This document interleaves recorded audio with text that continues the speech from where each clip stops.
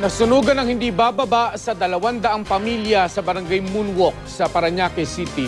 Bukod sa kanilang mga bahay, nasunog din ang ilang silid ng kalapit na Aranja College. Suspendido ang klase roon sa susunod na 3 araw. Makibalita tayo kay Haji Rieta. Walang nagawa ang mga residente habang nilalamon ng nangangalit na apoy ang kanilang mga bahay sa barangay Moonwalk sa Parañaque City. Sumiklab ang sunog pasado alas 9 kagabi, oras kung kailan karamihan ay nagpapahinga na sana. Maraming bahay ang gawa sa light materials kaya mabilis na kumalat ang apoy.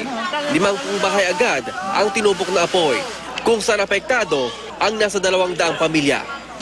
Ang pinagalamayang labi ng anak ng 80 anyos na si Lola Rufina, muntik na ring masunog.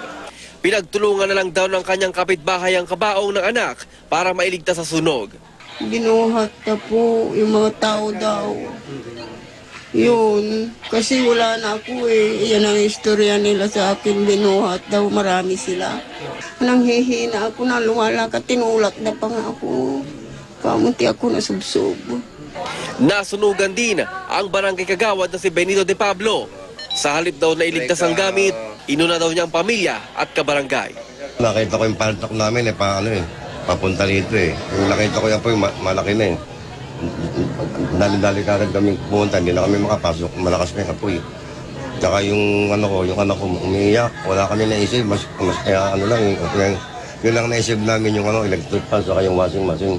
Haji Rieta, GMA News.